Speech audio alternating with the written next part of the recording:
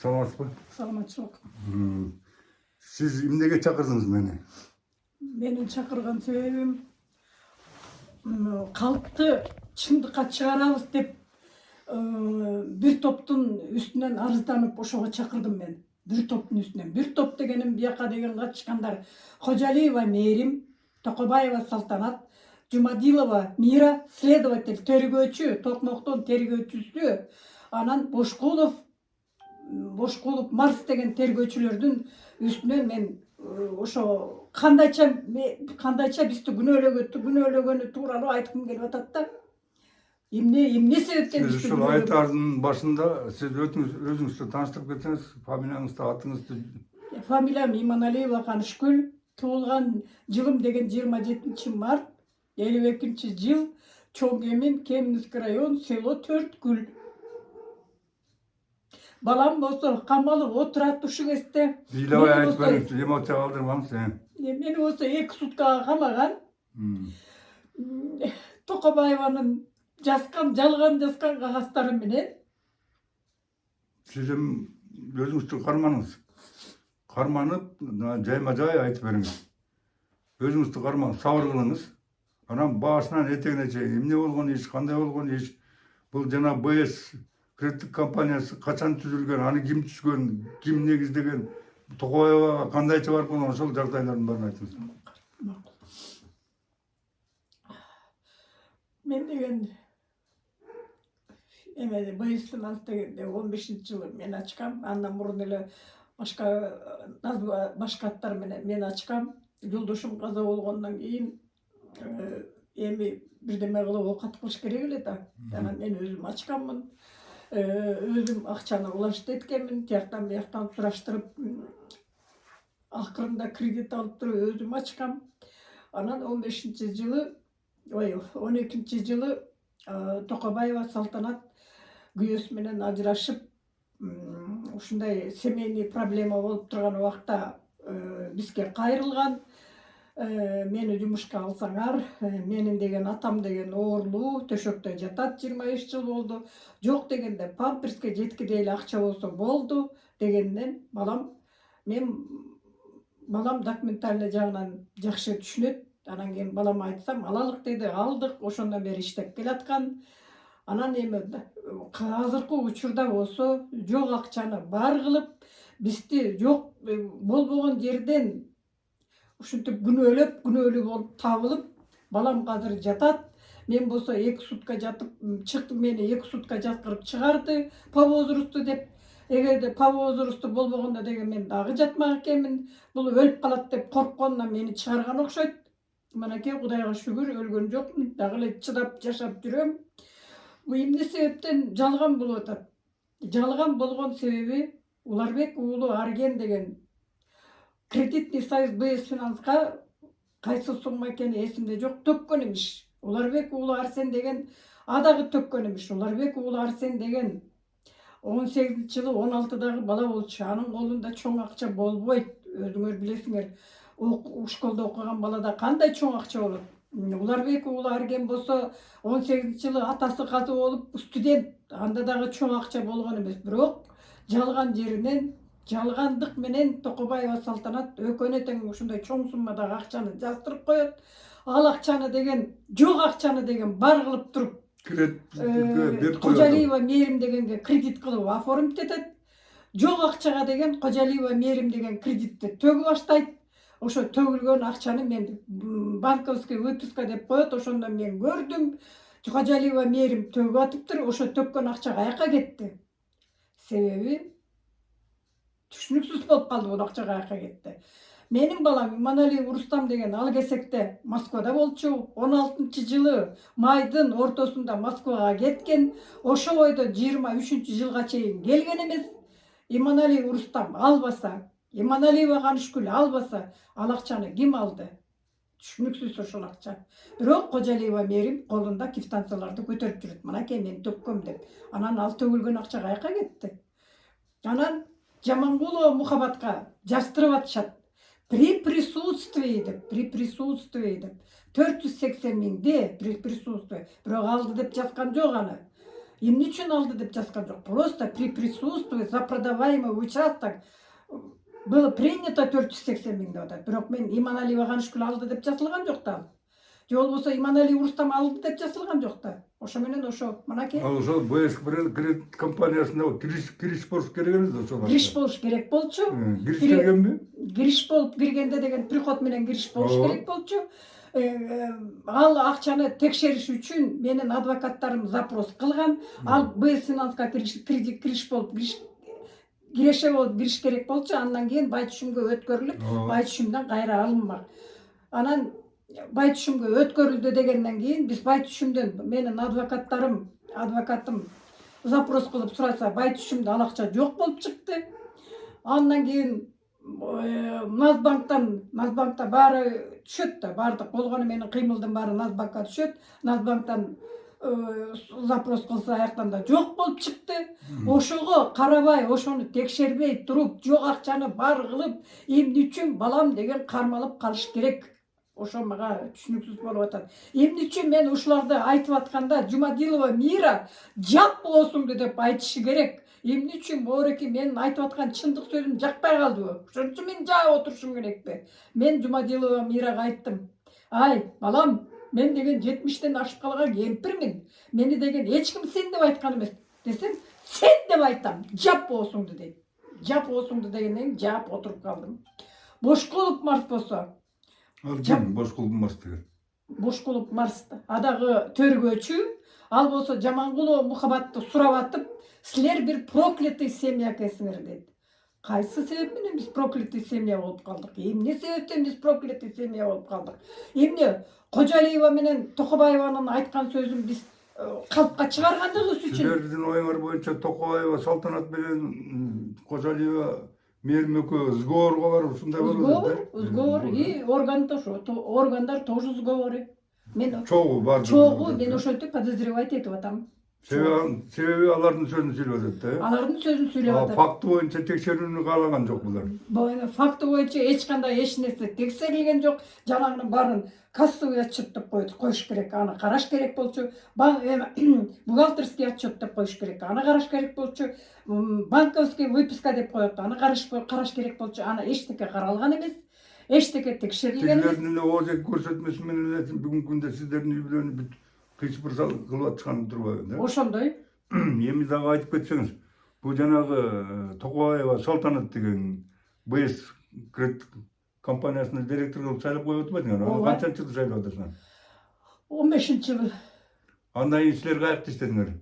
Мен иштеген жокмун, мен пенсияга чыктым. Ошол Салтанат эле иштеп калдыбы? Салтанат эле. Жана Кожалиева Мээрим деген каякта иштеди? Ал иштеген жок, ал болсо жанагы советский 44 деген советскийдеги 44тө үйдү алам деп барып Токобаевага барып кредит оформить эткен. Ал эч жерде иштеген эмес. Аны мен ошо бир жолу мен эмеден БС финанстан көрүп калдым, башка мен көргөн эмесмин. Мен аны дагы Мирага да, Жумадилова Мирага да айткам. Мен бул аялды Анан сиздин сөзүңүзгө караганда жана кечээде Арген дегенде жигитти жана жапжаш жигит канча жашта ошол жигит? Аны бир айга соттошту. Жок, канча жашта ал? Азыр 27-де. Сиздин эмнеңиз болот ал? Неберем. Небереңиздин эмне катыштыгы бар ушул ишке? Ошо небереме деген тиги жасап атпайбы, Токобаева жаштырып атпайбы небереме.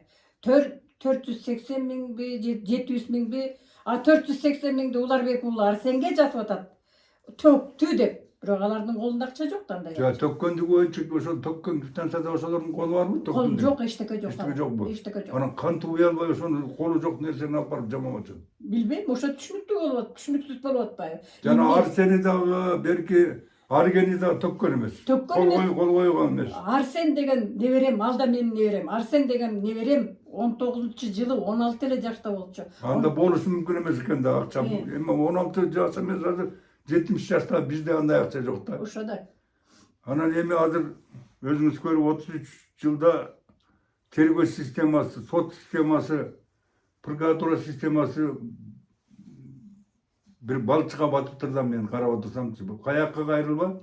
Бүт эле ушул акчалуу адамдардын сөзүн гана сүйлөп, ошол акчалуу адамдардын гана тагдырына карап, колунда жок акчасы жок адамдарды карабай калып турда, мындай айтканда. Сиз туура айтасыз. Мени деген биринчи күнү го дейм. Биринчи күнү мен деген отвод жасадым. Жанагы Жумадилова Мира дегенге. Аны ачык эле эч ала отвод бериш керек болчу. Мурун да бергенбиз да. Биздин бирөө эмебизди деген аткарбай коюшкан. Анан дагы отвод жаздым да. Анан мен начальнигине кайрылдым. Начальнигине кайрылсам, начальник айтты, теги уголовный розысканын начальниги экен, аты жөнүн билбейм. Ошо киши айтты. Генеральный прокуратурага кайрылыптырсыз. Президенттин аппаратына кайрылыптырсыз. Силер кайрылган беле? Кайрылганбыз. Качан кайрылган эле? Орики Бекжан деген адвокат бизди деген 12 августта кармадыбы? Анан где-то бир сентябрдын баш чендеринде, августтун баш чендеринде баарына кайрылган. Кайрылганы менен ушул тергөөчүнү алмаштырган эместирби? Эч ким алмаштырган жок, тияктан деген жок. Сиз муну шаардык прокуратурага кайрылдыңызбы ушул иштер боюнча? Кайрылдык. Шаардын прокурору ким деген адам? Аты жөнүн билбейм. Ошол прокурордун өзүнө кирип көрдүңүзбү? Өзүнө да кирдим, ага кирип дагы болгону менен баарын ыйлап туруп айтып бердим. А киши эмне дейт? Ал киши деген эми сиз кайрылыптырсыз, текшерип атабыз деди, болду. Эми ал мындай да тергөө жүрүш үчүн эки тарап менен ар тараптуу тергөө жүрүш керек да. Сиз боюнча да алыш керек, тиги боюнча, бу боюнча дегендей ар тараптуу тергөө жүрүш керек. Негизичи. Сөзүңүз каралжы. Мен деген прокуратурага карылганда деген айтты. Бул иш деген сотко өтүп кетиптир. Эми соттон чечилет. Мен эчтеке кылып жардам бере албайм деп айтты. Анда эмне көзөмөлдөө чогулган катарында отурушат ал жерде? Билбейм. Прокуратура системасы деген кайында мыйзам бузулса, кайында туура эмес иштер болуп атса, ошондон тып этирип, пожарник сыяктуу өчүрүп, мыйзамсыз нерселерди калыбына келтире турган орган да мындай. Жок, ошентип айтты. Мына бетине деле барып айтып берем мен. Сотко өтүп кетти дешти. Фамилиясын сурап койбойсузбу? Жоктон кирип атканда ким деген фамилиясы? Экинчи этажда прокурорлордун чоң экен, экинчи этажга кирдим. Шаардык прокурордун башчысы Токмоктун экен. шаардык прокуроруна экинчи этажга. Мен азыр барам ал жакачы. Анан бул жагдай боюнча дагы түшүндүрө турган жагдайыңыз барбы? Эми эмне үчүн булар жок акчага жанагынтип силерди байлап атат? Жок акчага байлаган себеби менин оюмча бул деген Токобаева Салтанаттын башынан ойлоп келаткан иш болуш керек. Бул жерден Кожалиеванын колу менен, Жамангулованын колу менен кредитный союзду алып калса, биздин көлдө деген илгери эле алган участогубуз бар болчу. Илгери бир 10 жыл, 15 жыл мурун алган участоктор болчу. Ошол участок көл эмеге кредитный союзга катталган. Эгерде Уулуңуздун атынан катталган да? Рустамдын 15 кайсы жылы катталды? 19 жылы катталган. Жок, 18 жылы катталды. Ошо 18 менен 19 жылы тиги ошо участок катталган. Ал канча гектар жер? 6 гектар жер. Токобаева Салтанат эчен жолу сатканга аракет кылыптыр. Жамангулова Мухаббат жок сатпайбыз, сатпайбыз деп ушул кезге чейин келиптир. Бирок мен жакында эле уктум, попытка была продать. Ошол жер, ошол участок $35,000 турат экен. Көрдүңүзбү? Кандай акчадан кургалып атат. Эми сөзүңүз суралжы. Ошол жана 6 гектар жер кимдин намында? Менин баламдын намында болчу. Анан ошол кредитный союзга коюп койгонан кредитный союзга каттап койгон турбайбы? Как залог катарында? Жок, сактап койгон жок. Бизде деген финансовый компания по поддержке кредитных союзов деген бар. Биз ошого деген залогко коюп туруп акча алмакпыз. Ошону айтып атам, түшүнүп атам мен. Анан ошо бойдон кредитный союзда калып калган. Бирок акча алган эмессиңер. Алдык, элге тараттык да. Элге тараттыңарбы? Элге тараттык. Азыр болсо кредитный союзда биз. Эми ошо жана Токоева Салтанат деген ушу барган жеринде дайыма ушундай ыз ичүү менен жүргөн аял экен да. Ооба. Анан ошол аялдын ушу историясын билбей туруп берип койдуңуздарбы ушул? Өзүңөрдүн кыздар же балаңыз иштетип историясын билген жокпуз. Адеп келгенде бул деген аябай тартиптүү, бирок өзү минтип айтты. Эже, биз бирөөнүн бир кылын албайбыз, бирөөнүн бир тиын акчасын албайбыз. Биз ушундай честныйбыз деди. Менин семьям ал канча жаштагы? 40-тарга келип калды, 40-тан ашып калды. Өзү жогорку билимдүү аял? Жогорку билимдүү. Юридическое образованиясы бар. Анан жанагы разводный процесстерге катышып жүрөт.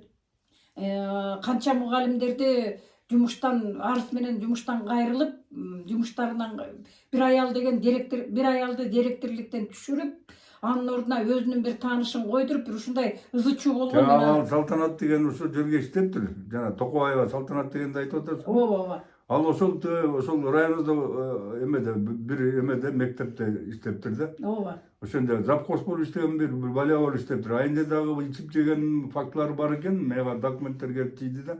Анан бул Акунда да иштегенде дагы ызы чуу менен чыгып кеткендиги боюнча сөздөр бар. Акундан да ызы чуу менен чыгыптыр. Анан дагы бир жерден бир турак жай сатып ийген дегенде дагы бир фактылар чыгып атат да.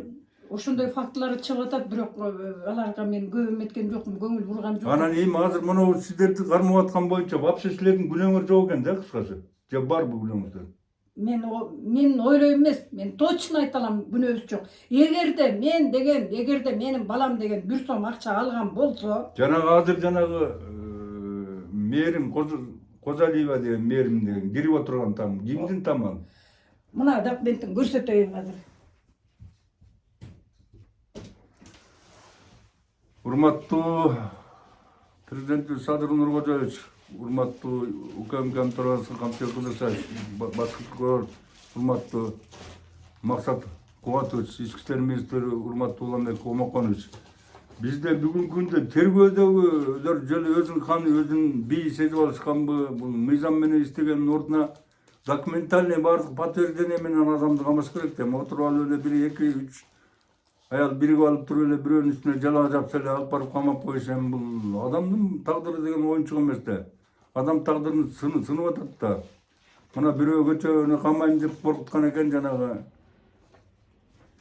тиги тергөөчүсү.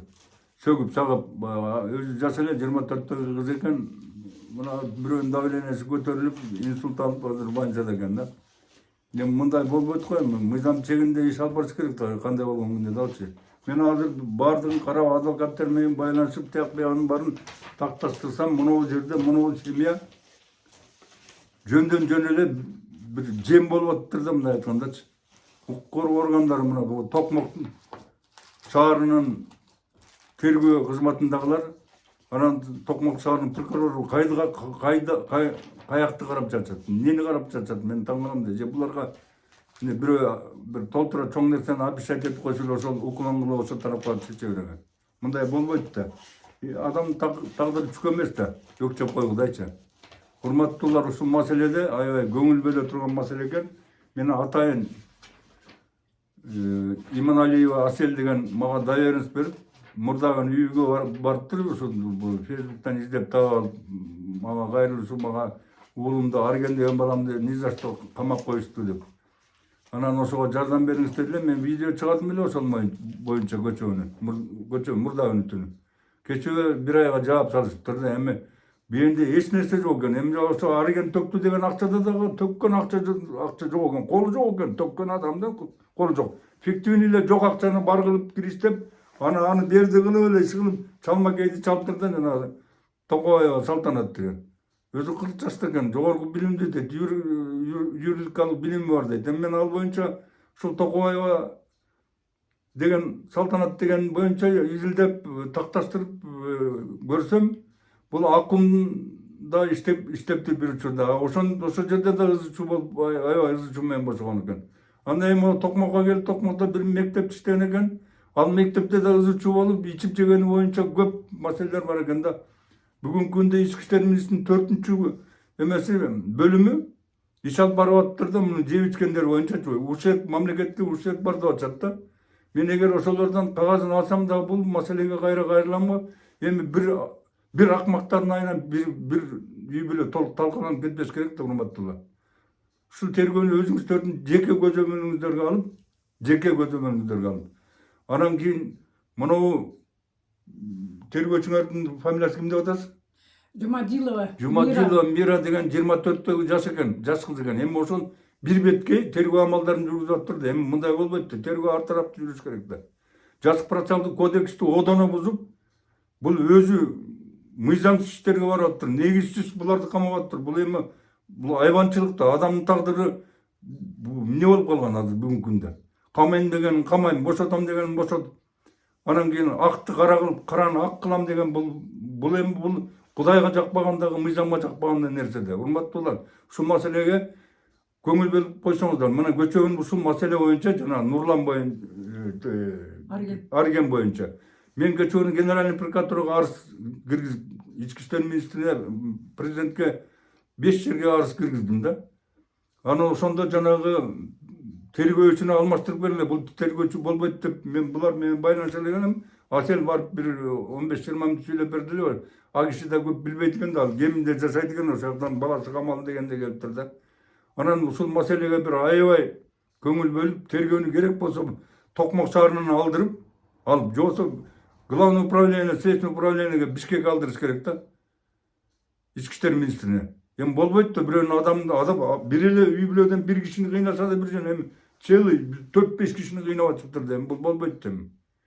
Же булардын колунда алдык деген колунда же акчалган боюнча кагазы болбосо, же бергени боюнча кагазы болбосо, эми үйүңүз боюнча кеп кылыңыз эми. Эми үйүм боюнча тактап айтканда соттун чечими менен, определениясы менен бул үй деген мурун үй бул Казакбаева Гүлбака дегендин үйү болчу. Анан бул аял менен соттошуп мен Верховныйга чейин барып, бул үй мага менин пайдама чечилип берген. Себеби ал аялдан сизге эмне болуп өтүп кетти эле? Бул аялдан өтүп кеткен себеби бул аялдагы өзүнүн бир туугандары менен акча алып, анан бере албай калганда менин компаниядан бере албай калган, анан бере албай калганда мен айткам, ай Гүлбахар, мындай болбойт. Бул үй силер акчаны алып атасыңар, төлөй албай каласыңар. Үйдү деген залогко кой дегем. Анан үйдү залогко коюшкан. Үйдү залогко коюп, анан кийин мага менин пайдама чечилген. Андан кийин Гүлбахар, жок, мен эчтекени түшүнбөй калыптырмын. Мен деген аракка берилип кеткен аял болчумун. Мен алданып калдым деп кайра сотко кайрылат. Ошондо вновь появившиеся обстоятельства деп кайра соттошконбуз. До арыз берген. Ошо арыз боюнча. Анан кийин соттошуп отуруп, анан тигинин адвокаты айтып калды, мынтип отурсаңар болбойт эми. Давайте примиренияга келгиле деди. Анан мен чындыгында жашым өтүп калды. Кайра сотко бара бергенде мен да тажадым, чарчадым. Мировойго барган турбайсыз. Мен макул болдум. Примиренияга келелик деп макул болдум. Анан ошо менен үйдүн бирден 3 бөлүгү менде, бирден 2 бөлүгү Казакбаевада. Анан жана Кожалиева Мерим дегенге Мореки Жумадилова Мира сурак жүргүзө баштаганда мен ошондо эле сезгем. Жана адамдын сүйлөгөн сөзүнөн эле байкалат го. Ошондо эле сезгем. Бул жерден жакшы менен бүтпөйт экен дедим дагы. Мен Жумадиловага Меримге кайрылып туруп, ай Мерим, үйдүн тегин сен алгын. Мен акчага метпеймин, кайгырбаймын. Мага бир сомдон да кереги жок. Үйдү алгын дагы, ошо менен тынч жашап калгын. Казакбаева менен сүйлөшкүм. Мен Казакбаева менен да сүйлөштүм. Ай Гүлбакар, давай сен Мерим менен сүйлөшүп, экөөңөр архитектурадан келди дагы. Муну мындай кылабыз, бияктан эшик чыгарып коебуз, биягынан бияк эшик чыгарып коебуз, мындай кылып бөлөбүз.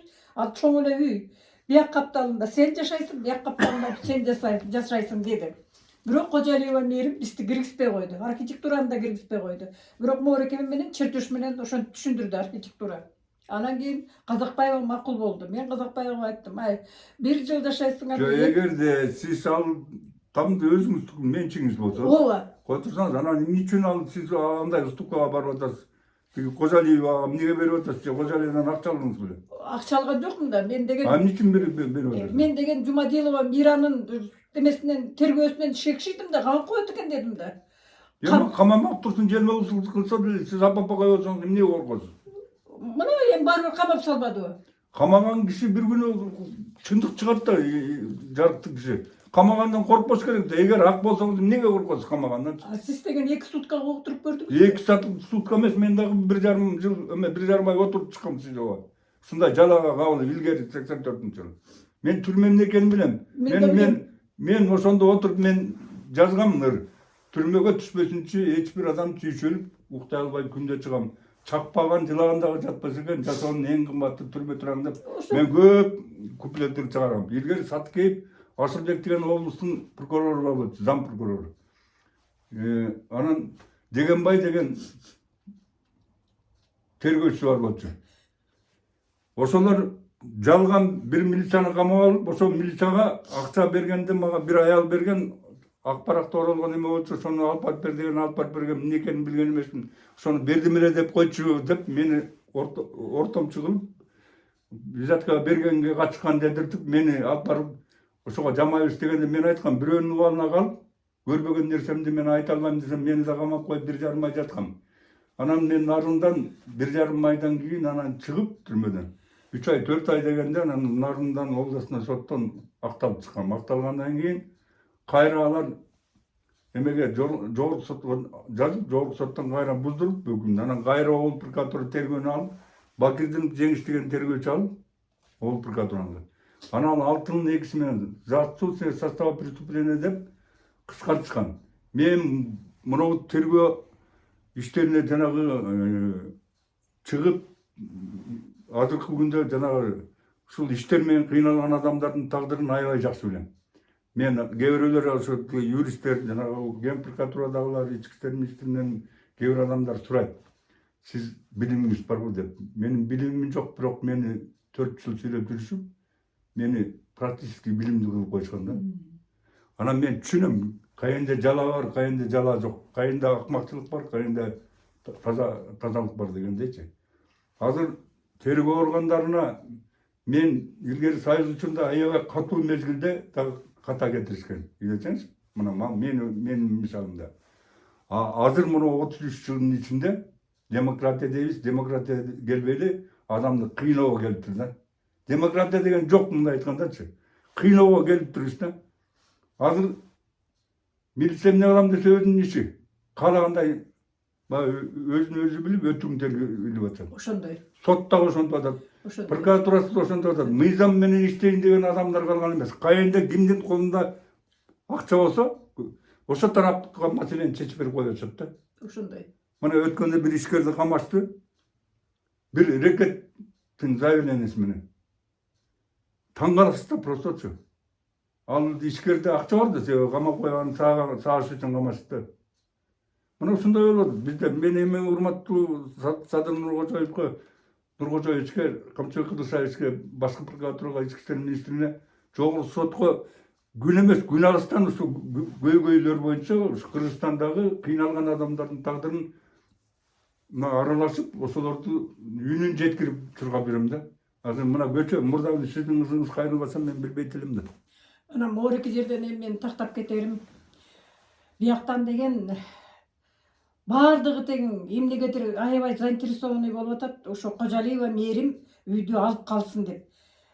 Эгерде Кожалиева Мээрим деген чындык менен могуреки калп айтпай, чындык менен, чын сөз менен кандайдыр бир ушундай менен эметсе деген үй колуна тиет эле да. Эми жалгантып жалган жанагы менен Токобаева менен биригип алып, жанагындай органдар менен биригип алып, анан бизди ушинтип жалага жаап отургузуп койгонуна билбейм. Анан кантип анан эми мен балам отурат, мен азыр бербейм үйдү.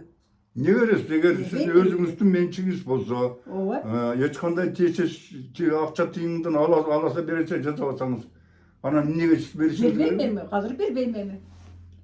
Активистер дагы бербеш керек, андай боло турган болсочу, мындай айткандачы. Себеби дегенде бул жерде мындай болуп атат да, мен сиздин айтканыңыз боюнча түшүндүм. Жанагы банковский кагаздардын ичинде бир дагы жана балдардын колу жок экен, бергенди тапшырганды боюнча, акча тапшырганды боюнча, туура? Жок. Аяктан жана акча барып түшпөптүр. Жөн эле жел акча экен да, мындай айтканда. Могуреки судебный делода жанагы банковский менен эмелер бар. Бай түшүмдөн алганбыз, ал кагаз бар. Назбанктан алганбыз, ал кагаз бар. Эгерде бар болсо деген ошол жакта чыгат эле да, мынакей бар деп. Жок. Жок, эми ошон эми сиз айтып атасыз, тияктан алдык, бияктан алдык кагаздар депчи. Жок нерсени бар кылып, жел акчаны бар кылып туруп анан силерди отургузуп атырдыңыздар. Ошо да. Эми илгери Союз учурунда козунун үстүнө 100 койдон 200 төлөй алабыз дегендей иш экен да бул. Ошо. Азыр бул тергөөчүлөр ошо илгерки койдун нерсегендегидей кылып акча жок акчаны бар кылып атышкан турбайбы? Жок акчаны бар кылып атышат. Эмне үчүн текшербейт? Эмне үчүн каралбайт ошонун баары? Анткени уулуңузду 3 ай камап отурушта, алар мыйзам бузуп камап коюшту да. Эми аны камап койгондон кийин мыйзам бузуп камаган тергөөчү жооп бериш керек. Аны деген көзөмөлгө алган прокурор жооп бериш керек. Аны санкциясын берип отургузуп койгон сот жооп бериш керек. Алар жоопкерчиликтен кутулуш үчүн ак болсоң да чыгарбайттыр. Ушундай бир акмакчылык бар да биздечи. Бизде ушул маселени жойбосо болбойт да. Мен билбейм, мен азыр карап отурсаң, каяка барба Мамайдын көрү да. Каяка барба, кайсы районго барба, шаарга келбей чыгып, кайында барба, чыркырган эле, ыйлап эле жүргөн карапайым жарандар да. Укмуş. Эми siz iyileyerseniz insult alasınız. 70 kançaga çıktınız hadi. 73'ten 74'e kettim. Эми карабайсызбы? Siz iyileyerseniz erten könet деген нервиңиz bir жere садайда да жоğursa. Men hazır sahırmın. Meniki sahırını diyabet. Gipertonik men. Balanız İşte kança yaşasın? durağım meniki oşup oturat. Жанагы кызыңыз азыр жанагы көчөгүнү тиги пытка болду деп больницага жатпады. Аты ким? Muhabbet. Ал Мухаббат, Жамангулова Мухаббат деген. Ова. Ал кызыңыз эмне үчүн тиги жанагы жоң акчага тиги расписка берип койгон? Ошол Аны жөнүндө деген тагын Токобаева айтыптыр да.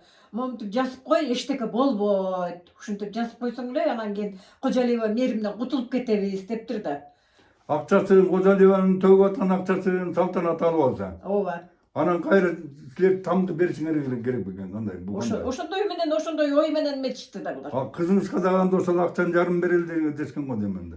Жарымы берем деген жок, ал кызым андайга барбайт. Барбаса эмне үчүн жок нерсеге расписка жазып берет? Мисалы үчүн 19 Аны деген угуп турсаңыз 2019 жыл үчүн 2025 жылда мына жакында эле июль айында жазып бериптир да расписканы. ооба. Жок акчага эле расписка жазып коюптур. Анан сизге бердим деп жазганмы? Эмне деп При жазган? присутствии деп эле жазыптыр. Сиз катыштыңыз беле ошого?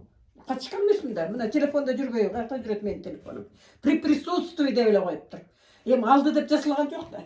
Присутствие, эгерде сиз акчаны ала турган болсо, сиз ошол жерде болсоңуз өзүңүз эле алмаксыз. Өзүм эле алмакмын да. Эмне үчүн при присутствии болуп калышым керек экен? Мен өзүм эле алмакмын да. Эми Кожалиева мээрим деген айта албай атат. Мен Кожалиева мээримге жана төргө жүрүп аткан убакта айттым. Ай, мээрим, акчаны каяктан бердиң эле?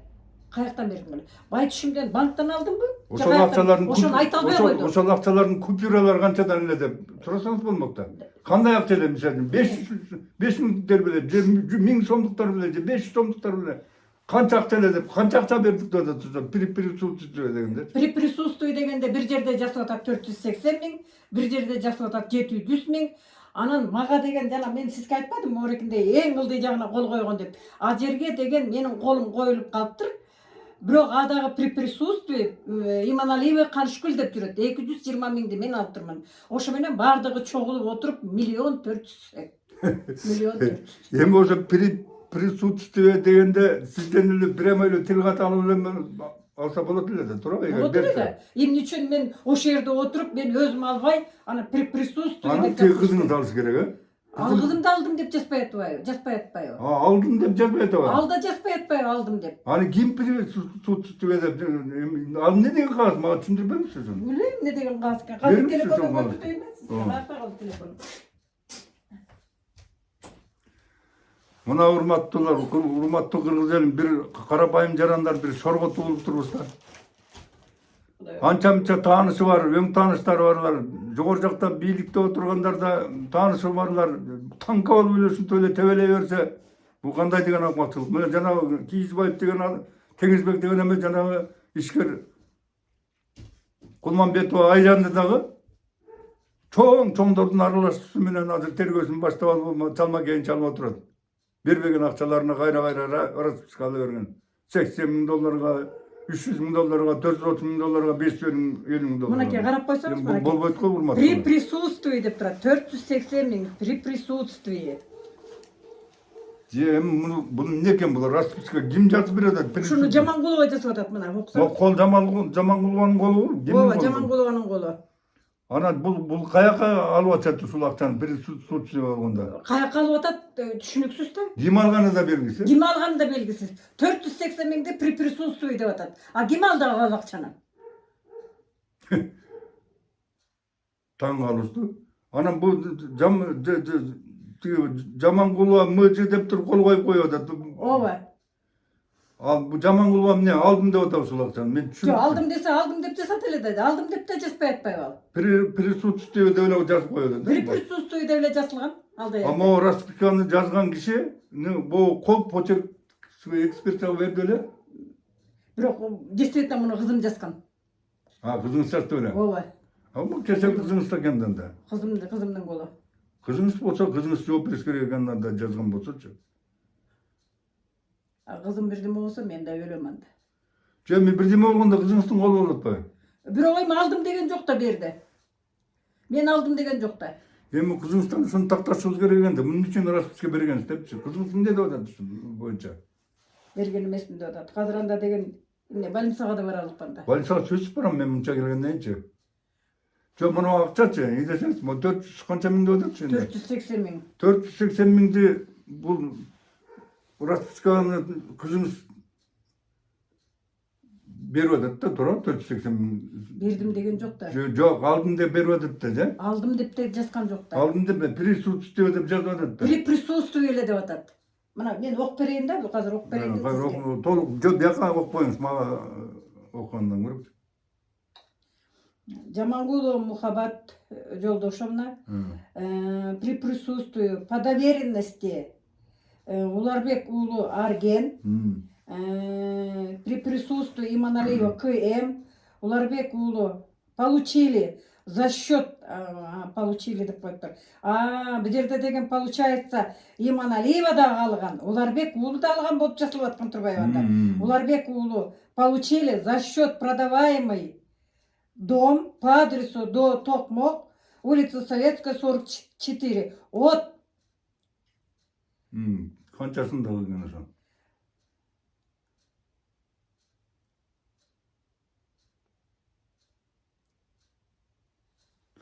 Ошо энден кармаган тергөөчүлөр ошон үчүн сиздерге тийишип отурбу? От Асановой Анипа в сумме 480 тысяч дейт. Получается, Уларбек уулу да алган болуп саналып атат бияктан. 480 миңди алган. 480 миңди. И Иманалиева Карышкүл да алган болуп атат. Сиз да алган болуп атасыз. Ооба. Иманалиева КМ деп жүрөт. Уларбек уулу Арген получили за счет продаваемый дом. Муну макул мен түшүндүм. Бул расписка жазып бериптир кызыңыз. Жазып бериптир. Сиз чала сабаттуу эле адамсызбы? Жазганды билесизби? Билем жазганды. Расписка жазганды билесизби? Билем. Эмне үчүн эгерде бул расписканы действительный боло турган болсо, сиз эмне үчүн прямо акча алып атсаңыз өзүңүз эле жазып берет белеңиз? Өзүм жазганга акыл эсим ордунда өзүм эле жаза алмакмын. Анан эмне үчүн ушинтип жаздырып койгонун билбейм. Ушуну такташыбыз керек экен да. Менин акыл эсим ордунда, жазганды билем, орто билимим бар. Берки Арген ушул расписка жазып атканда катышыптырбы? Турадыңарбы? Арген вообще жок болду, жок экен да бул жерде. Арген болбоптур да. Анда бул да фиктивный неме турбагандачы. Бул да фиктивный. Жасалмаган да. Жасалма. Анда кызыңыздын бир заинтересованный бир нерсеси бар анда. Заинтересованный эчтекеси жок. Сурап көрөлү анда, бул кызыңыздан сурайлы, бул расписканы эмне негизинде жазып бергенсиң депчи. Ошондо эле такталып калат. Азыр жаман болуп жатат, жакшы. Жок, баарын сурап коюшубуз керек, эжекесин. Мен күндө келе албайм да. Мейли. Сурамыз. Сиздин дагы айта турган эмнеңиз бар? Толуктап коюңуз. Кыскасы, бүгүнкү күндө Токмок шаарынын ички иштер бөлүмүнүн тергөө бөлүмү Жумадилова Мира. Анан дагы экинчисин айтып атпадыңыз беле? Бошколов Марс. Бул эмне группа, тергөө группасы иштеп атабы же? Жок, Бошколов Марс деген Жамангулова Мухаббатты сураган. Жумадилова Мира болсо мени сураган. Мени анан Жок, булар эми тергөө группасы иштеп атабы же бир эле киши тергөөчү тергөө атабы? Тергөө группа Жамангулова Мухаббатты Бошколов сурап атат. Бир кабинетинде Жумадилова Мира мени сурап атат. Тиги кабинетте болсо Бошколов Марс сурап атат. Сиз эми жана прокурордун фамилиясын билбейт экенсиз. Ушул жагдайлар боюнча, муну распискалар боюнча эми таң калышып келгенде сиз эгерде ошондо присутствие болсоңуз, анда алардын эмне кереги бар? Сиз эле прямо эле алып аткан акчаны сиз эле жазып берсеңиз болот эле да, туура? Болмок. Точно болмок. Эмне үчүн болбойт? Мен жазганды билем. Бул присутствие дегенде жана Салтанат деген барбы? Фамилиясы барбы экен, жок бүгүн? Ошону, по-моему, жок болуш керек. Карап көрейин да азыр. Получается, сиздин кызыңызга Салтанат жаздырып алган экен да анда мунучу. Ошо да. Ошо. Түшүнүктүү. Бул Салтанат жок экен. Жок бекен, көрдүңүзбү? Бирөөнүн колу менен жасайт турбу бул аялчы. Бирөөнүн колу менен жасайт экен. Мен жана мектеп боюнча толтура материал келип түштү менде, бир 13-14 баракчы. Мен азыр бүгүн жаңы эле алдым да. Ооба. Муну мектеп боюнча, Токмок шаарындагы мектеп боюнча. Айында да бир кызычуу, аябай жеп ичкүлөр бар экен. Аны да көтөрүп чыгам го маселенчи. Токобаева жок экен бул жерде. Муну бирөөнүн колу менен жазган турбайбы? Кызыңыздан эле тактап коесуз, кыскача элечи. Муну расписка кайдан чыккан расписка, муну кайсы мезгилде эмне болуп жазгансыз деп элечи. Болду. Дагы сиз эмнени толуктап коесуз бияка? Мени токтойм эми. Ошо урматтуу өлкө башчыбызга кайрылыңыз, Ташиевке кайрылыңыз, генеральный прокурорго, ички иштер министрлиги, жогорку соттун төрагасына кайрылып коюңуз анда. урматтуу Камчыбек Ташиев, урматтуу Садыр Нуркожоевич. Садыр Нуркожоевич, сизге кайрылып атканымдын себеби ушу. Мен өзүм жесир жалгыз кемпирмин, жалгыз балам бар. Баламдын өзүнүн үй бүлөсү бар. Мынакей мен ушинтип үйдө бостоп жалгыз отурам ушу кезде. Мени баккан, мени караган ушу балам болчу. Жалган жала менен ушинтип камалып жатат 3 айдан бери. Мени да ушинтип эки күнгө камашты. Ушуну деген тактап, текшерип бериңизди көптөн көп суранам мен сизден. Биздин кайрыла турган жерибиз жок, эч кимден жардам сурай турган жерибиз жок. Силер гана бизге жардам бересиңер. Силерден башка эч ким жардам бербейт бизге. Мен өзүм бир жесир кемпирмин. Экетиңиз, азыр жаман да. Кан басыңыз көтөрүлүп кетсе, же болбосо дагы неме болсо, же мээңизде кан уюп калса эмне болот? Эркек болуңуз. Сабыр сүрө сарабын дейт. Мынакей баятан бери болгон окуянын баарын айтып бердим. Жанымдагы отурган журналист киши түшүндү. Буякта деген жазылып атат при присутствии деп. Анан кийин дагы бир тактап кете турган нерсе 19-жылы оценка боло турган үйдү 25-жылы июнь менен май айында барып Кожалиева Мээрим менен Токобаева Салтанат экөө оценка кылдырып атышат. 7 миллион сомдон ашык. Ошо менен балама деген 4 статья деген бир жаман статьяны коюп, ошо менен камалып отуруп. 209-тун 4-часын койду. Ооба. Ошону коюп, ошо менен кармалып, мынакей балам алигече жатат. Мен каяка барышым керек, мен эмне кылышым керек? Не десеңиз, эми койтуңуз, дагы мен тактап кете турган суроо бар экен да. Эмелеки жана присутствие деген расписка жазылып атпайбы? Ооба. Ошол канчанчы жылы жазылган?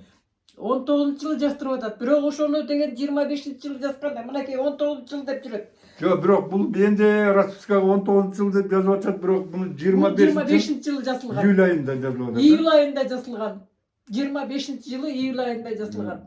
Так, муну тиги тергөөчүгө айттыңарбы? Ушул мына жазылган расписканы Почерковский анан жанагы кайсы маалда жазылгандыгын тактоо боюнча бар да эксперттер. Мисалы үчүн экспертизага берсе, бул кайсы мезгилде жазылган эле чыгып калат, сразу эле. Жок, берилген эмес. Экспертиза берилген эмес. Аны беребиз деп ойлоп да койгон жок органда иштегендер. Кандайча ойлоп коюп, бунун бир нерсенин чынбышына жетиш үчүн бардык экспертизага берилиш керек, бардык кагаздар. Ошон үчүн мен Мисалы үчүн мына 2019-жылы жазылды деп ишке тиркеп атышат да. А бирок силер 25-жылдын июль айында жазылган расписка деп атасыздар да. Ооба. А эгер июль айында жазылган через 6 жылдан кийин жазылып аткан болсо, эксперт сразу эле таап коет, мына баланча. Ошон үчүн мен сизге кайрылдым да чындыкка чыгар бекен деп. Чыгат буюрса. Чыгат бекен деп ошон үчүн кайрылдым да 19-жылы деп жазылды деп атат. А бирок муну деген июль айында 25-жылы жазылып атат. Мен ошон үчүн кайрылып атам. Жок акчага эле кызыңызга жардырып алып аткан. Жок акчага эле жаздырып атат. 24-жылы дагы бир тактап кете турган нерсе, 24-жылы Кожалиева Мээрим ушул органга кайрылыптыр. Ошол органга кайрылганда деген отказ болуптур. Ал материал жок. Аны да көрсөтүшкөн. Ушул боюнча кайрылганда отказ чыгаргандыр, Үй боюнча кайрылыптыр. Кандайча кайрылган билбейм. Менин оюмча үй боюнча кайрылган болуш керек. Ага деген отказ бериптир. Ал иш жок азыр. Аны жокко коюшкандыр. Жок, иш жок. Бирок кайрылыптыр. Аны деген адвокаттар Мына жерде мага кечээ жанагы Бишкектен да бир адвокат кеп кылды да. Жанагы арген боюнча маселени чыгарып келгенде бул Кызылдай эле бир жала менен отуруп атышат деп айтышты да. Мен азыр көзүм жетти уже эмне иш экенинчи. Бул жерде жана айтып аткан 480.220 тиги бул деген банковский деп атпайбы? Төгүлдү жана Мээримдин атынан төгүлдү деп атпайсызбы? Ооба. Төгүлгөн акчалардын төгүлгөндүгү боюнча тиги банкта жок турбайбы? Жок. Жүмүрчөгү жок экен да. Жок. Значит, анда Мээримдин төккөнүндө жалган болгошу мүмкүн да. Мээримдин жок, Мээрим төккөн жок да аны. Мээримге ошол акчалар кредит болуп оформить этилип атат. Жок акчага Мээрим акча төлөп атат. Жок атырсаңыз, жок акчаны Мээрим алдым деп атат. Алдым болуп атат. Жок акчаны алдым деп атат. Алдым деп атат да, ошону бизге берген болуп атат. Банктан силерге тиги Мээримге берилбесе жок акча болсо. Ооба. Анан кантип силер аласыңар ал жок акчаны? Ошону айтпайсыңарбы? Ошон үчүн кайрылып атам да мен. Таң калыштуу, өтө таң калыштуу маселе. Эми ушул менде тиги ГОБДда иштеп аткан тергөөчүлөрдүн мындай эртең Кудай астында жоопкерчилиги, мыйзам астында жоопкерчилиги эмне жок бул. Булардын урук тууганы жок бул. Ушундай бир жалага кабылып калса эртең эмне болобуз деген ойлобойм. Кудай силердин ыйыңар, силердин зарлап какшап атканыңар Кудайга жетет кандай болгонун деп. Эртең жоопкерчилик деген бар. Кудай астында да, мыйзам астында дагы. Мен кече күнү бир следователь балага айттым. Мен аты жөнүн билбейм, жок ошо следователь бала Аргенди кайтарып келди. Анан кийин мени жолотпой атат Аргенге. Мен Аргенге барып, мынтип эмне берем да, бет башынан сылап, кол башынан кармалап өпкүм келди. Мени жолотпой атат. Анан ай балам дедим мен. Сен ойлоп атасыңбы? Сен ушул бойдон эле ушундай эчтеке болбойм деп ойлоп атасыңбы балам дедим. Бир күнү болбосо, бир күнү Кудай таалам сага да жеткирип коет балам. Сен менин кийген кебетемди сен да кийип каласың деп айттым. Кудай сактасын дейт. Эми мен сизге да бир акыркы суроону берип коеюнчу. Мына балаңыз Москвага 15-жылы кетип атат, да? 16-жылы. 16-жылы кетип атат, канчанчы жылы келип атат? 23-жылы. Келгенден кийин киретиндей Союзду кайра өзүбүз алалы деп аракет кылган жоксуңарбы? Жок, аны балам Москвада турганда эле 20-жылы мага айтты. Мама, кредитный союзду колуңузга алыңыз, кайра эле баягыдай кылып контроль кылып иштетип туруңуз деди. Анан мен макул дедим. Мен кредитный союзга эртең менен бардым. Анан мынтип айтты балам. Мама, чекти алыңыз, анан печатты алыңыз деди. Анан сиз контролдо туруңуз деди. Макул, эми менин оокатым болгондон кийин мен эмнеге андан отказ беришим керек? Мен бардым. Барып туруп Токобаева Салтанатка кайрылдым. Салтанат, чекти мага бергин. Печатты мага бергин. Выдача болуп атканда сен кол коюп бер, мен ошол жерге печат коюп турам. Морике чековый книжкага деген сумманы жазып бер, кол коюп кой, мен ошол жерге печат коюп турам. Десем ошол жерден Токобаева Салтанат скандал кылды. Кыйкырып өкүрүп, мен азыр счетный палатаны алып келип жаптырып салам деп туруп, эшикте тарт жаптырып качып кетип калды. Анан мен артынан бардым. Ай Салтанат, эмне болуп атасың? Кредитный союз ачык калды, ачкычын бергин. Айкырып кыйкырып мени жолотпой койду. Ошо. Анан дагы бир токтоп кете турган жерим, боор жерде мен ошону айтпай калыптырмын, рас эстеп калдым. Азыркы моментте кредитный союздун документтери жок. Такыр жокпу? Такыр жок. Свидетельство деген болот, жок. Устав деген болот, жок. Политика положения деген жок. Кассовый отчет деген книга жок. Бухгалтерский отчет деген жок. Печать жок. Чековый книжка жок. Анын баарын Токобаева Салтанат уялбай туруп айтып атат. Жамангулова, сен деген күйөөң менен келип туруп баарын көтөрүп кеттирсиң деп. Күйөөсү менен келип көтөрүп кеткендей, анын эмне кереги бар? Ал болгон эле. Жамангулова кимиси көтөрүп кеттиң деди? Ошо документтерди көтөрүп кеттиң деп. Ким көтөрүп кетти деди? Токобаева айтып атат Жамангулова. Жамангулова ким? Тиги мээринби? Жок, менин кызым Мухаббат. Мухаббатты көтөрүп кеттиң деди. Бир киштешет да. Анан эми Жамангулованы көтөрүп кеткендей, аерде деген болгону кредитный специалист болуп иштейт ал. Ага эмне кызыкчылыгы бар? Аны көтөрүп кеткенде, үйүнө алып келгенде эмне кызыкчылыгы бар? Биякта деген менин подозрением, эмнеге Токобаева ошонун баарын көтөрүп кетти? Значит, корко турган жери бар, жашыра турган жери бар. Же болбосо бир жашыра турган оокаттарды жасап койгон, ошону көргөзө. Эгер жанагы кагаздар жок болсо, сиз айтып аткан кагаздар жок болсо, кайсынын негизинде текшерүү жүргүзүп атат бул орган кызматкерлери? Ошо баарын көтөрүп кетти. Анткени приходной, расходный, кассовый ордерди жаза турган журнал да жок болсо, эчтеке жок болсо баарын көтөрүп кетти. Таң калыштуу. Азыр ошо БС финансда ошо документтердин бир да документи жок. Анан бул тиги Токмоктун ГОБДсунун тергөөчүлөрү эмнени текшерип атат? Билбейм эмнени текшерип атат. Мен акыркы жолу деген кайрадагы тиги Жумадилова мени суракка алды. Анан мен ошондо деген эң акыркы эметкенде сиз мурунку берген показанияңызды кайра эле көрсөтөсүзбү деди. Мен айттым, мурунку берген показаниямды кайра эле көрсөтөм, бирок Морике 220 000 сомду мен алган эмесмин. Эмне үчүн дегенде Морике кагаздын ылдый жагына, бояк жагына деген, Морике ылдый жагына деген кол коюлуп атат. Расписка деген бул жерде кол коюлуп атат. Бул жерде деген сразу эле мен бул жерге кол коюшум керек да. Просто мени деген вынудили деп айтып атам. Бенде мындай да маселе. Эгерде сиз өзүңүз акчаны алып аткан болсоңуз, сиз Э. присутствие болбой эле өзүңүз эле прямо эле жазып эле алышыңыз. Ошода. Анан кийин мен айттым, эмне үчүн просто вы мне вынудили дедим. Ушуну признать эткенге 220 миңди алды деп эметкенге просто вынудили, потому что менин колум экспертизадан чыкты деп атасыңар. А эмне үчүн оригиналын көрсөтпөй атасыңар? Бул копия болуп атат, ксере копия болуп атат. Значит, оригиналда менин колум болгон. Бирок буякта башка неме болчу. Анан кийин аны деген жаап туруп, Туура. анан жазып туруп, анан биягына менин колум калып калган. Туура айтасыз. Анан вы меня просто вынудили.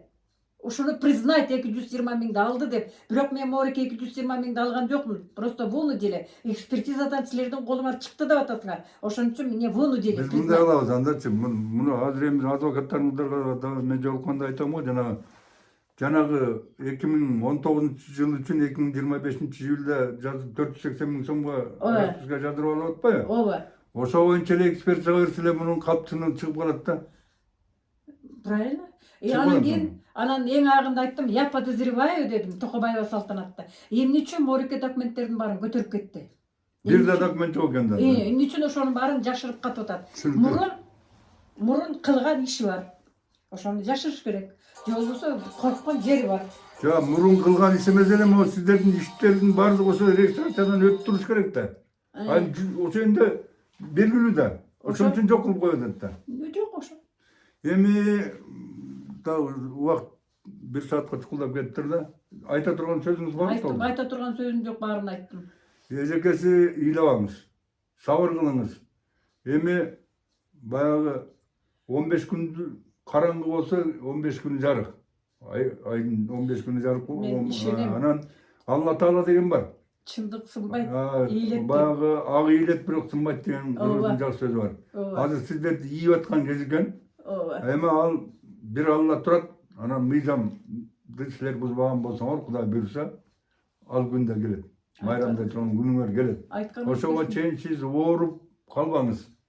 Сиз өзүңүз эмоцияга алдырып, аябай переживать этип, ар кайсыны ойлонуп, балам түрмөдө жатат деп кайгыра берсеңиз, эртең инсульт болуп төшөккө жатып калсаңыз ким карайт сизге? Мен Кудайга жалындым.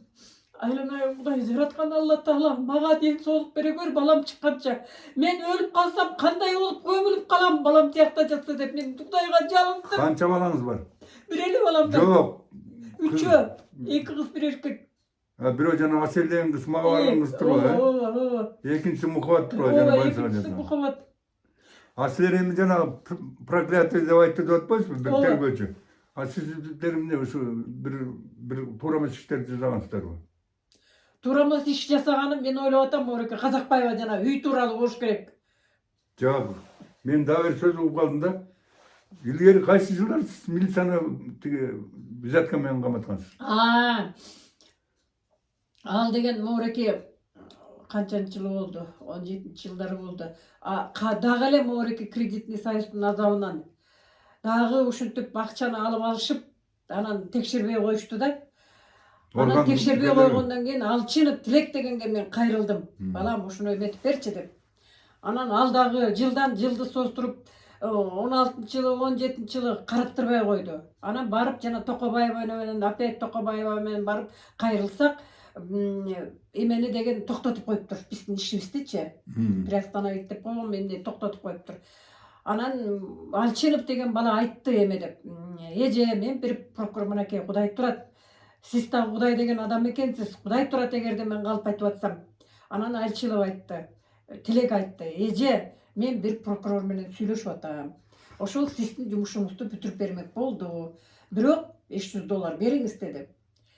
Анан $500 эми билбейм кимдин чөнтөгүндө бар азыр $500. Анан мен тияктан сураштырып, бияктан сураштырып, эптеп чогултуп $500 алып барып бердим. Бергеним бердим. Анан дагы эле иш жылган жок. Анан Тилек кредитный союз иштечү элемисиз? Ооба, ошондо иштечүмүн анда. Токобаевада иштечи ошондо. 16-жылы, 15-16-жылы Токобаевада иштечи, анан экөөбүз тең бардык. Дагы эле баягы иш жылбайт, дагы эле иш жылбайт. Жылбай койду. Анан Тилекке кайрылдым. Тилек, иш жылбай атат, берчи акчамды дедим. Эже, мен сүйлөшүп атам деди. Андан кийин кайрада бардым. Тилек, берчи акчамды, мен кыйналып атам. Сизге айтпадым, карызга батып кеттим деп. Берчи акчамды, кыйналып атам деди. Анан дагы берген жокмун. Анан бир эмеге мен кайрылдым. Тиякта бир эме бар экен. Заноза деп айтор, бир эме бар экен, бир ушу журналисттер бар экен. Айтыңыз. Мен барбайт деле болчумун аяка. Анан ошону бирөөдөн Токобаев айтты, иши кылып бардым. Анан барсам, ошо бала ээчтип мени МВДга алып келди. Анан МВДдан анан айтсам, анан кийин кармайбыз. Служба безопасностьга барган турбайсызбы? Кармайбыз. Анан сиз деген аягына чейин туруп беришиңиз керек. Бул сөз деген аябай жаман. Сиздин артыңыздан калбайт. Сиз ушуга тура аласызбы деди. Анан эмне кылам мен? Турайын дедим. Макул деп ошону да жакшы айттырдыңыз. Турайын деп турдум. Анан Токобаеванын көзүнчө, менин көзүмчө тилекти кармашты. Тилекти кармашты. Анан тилекти УЗДаш сүйлөп бала? Иә. УЗДаш дегенби? Эмеде жок, Свердловский ровдда. Бишкекте иштечү. Свердловский ровдда. Анан ошо менден акчаны алган убакта Свердловский ровддан УВДга которулуп кетиптир. Анан ошо менен эле тилек кармалып калды. Анан тилектин аялы, анан дагы бир тилектин жолдош баласы мага жолугушту дагы, эже встречный заявление жазып бериңиз деди. Анан Абдрахмановпу же Абдралиевпи теге эмеде иштеген, МВДде иштеген, сиз до конца туруңуз. Эгерде до конца турбасаңыз, өзүңүз туралып каласыз. Өзүңүздү аябай эметет. Иш козобойбуз деп коркутту деди. Туруңуз керек, до конца туруңуз керек деди. Анан тиги жолдош балдары келди, Фарида деген аялы бар экен, ал келди, жолукту дагы, колдорунда момундай кылып акча көтөрүп жүрүптүр. Мына ошо кудай дагы ошо кудай. Анан эже Морик акчаны алыңыз дагы встречный заявление жазсыңыз деди. Анан кийин мен 400 долларды деген 5 деп МВД алып калган. Анан 100 долларды алдым дагы. Анан МВД берет калган акчаны. Болду, мен өзүмдүн эле акчамды алам. Анан жол киреме 17 сом алгам, кетирген мен. Ошону эле алам, башканы албайм дедим. Мына ошо кудай дагы эле турат. Башка эчтеке албайм дедим. Анан андай эми башка эчтеке албасаңыз, андай хотя бы мен ошо кагазды тап десеңиз таап берем. Анан мен жаздым. 17 сомду алдым, 500 долларымды алдым. Жок, 500 эмес, 100 доллар деп жазган болушум керек. Алдым, менин эч доом жок деп жазып бердим мен. Встречный заявление бердиңиз. Ошону жазып бердим мен. Алдым, мен доом жок дедим. Десем, бирок болбой эле сот болуп атыптыр. Мен соттун болгонун да билген жокмун. Токобаева Салтанат эже мени финансовый компания чакырып атат дейт, кетет. Муну деген жанагы Гүлшаттан сурасаңыз деле болот. Муну деген сот болуп атканын Токобаева билип атыптыр, ар бир сотуна катышып атыптыр. Анан соттун качан бүткөнүн да билбейм. Мени бардырбаган себеби мындай болду да, эже эми сиз бутум эле бутум деп атасыз, эми куара болуп барбай эле коюңуз. Мен баарына өзүм эле катышам дечи да. Казакбаевадан да өзү катышкан. Токобаева. Анан Тилекке дагы өзү катышыптыр ошентип. Сотуна барып атыптыр. Мен аны билген жокмун. Анан эле былтыр, по-моему, былтыр уктум. Тилекке Альчинов Тилекке барыптыр. Иманалиева Канышкүл сизден 5000 доллар сурап атат. Эгерде ошол 5000 долларды бербесеңиз, сиздин үстүңүздөн иш козголот деп Альчиновго барат. Альчинов 5000 доллар бербейт, 3000 доллар бериптир. Эгерде чындыгына жеткиңиз Тилек дегенби? Тилек дегенден, чындыгына жеткиңиз келсе, Морике Гүлшаттан деле сурасаңыз болот. болот. Гүлшат мага кереги жок. Анда ошо Тилек деген телефонду таап бериңиз. Мен байланышайм. Менде телефон жок. Альчинов Тилек дегенде? Альчинов Тилек, менде телефон жок. Гүлшат билет болуш керек телефон. Мен аны таап алам. Болду тактайды. Мунун Салтанат ортогордо силерден аягынан жеп, биягынан жеп, силерди сызга тургузуп келген экен да. Ошода. Мен муну тактайм. Рахмат. Тактагыла. Бөлөк эч нерсе айтпайсызбы? Бөлөк нерсе жок. Ошо жамандык кылган жерим ошол. Ошонун баарын Токобаева эми документ кылып, бияктагы прокуратурага айтыптыр. Жана азыр жана милициялар преглятая айылсың деп аткан ушу турбайбы? Тиги биздин орган кызматкерine сиз кестиргенсиз дегендей кылып атат. Мен муну жаңы эле уктум да, бияка чыгып атканда бирөөлөр чалып айтты да.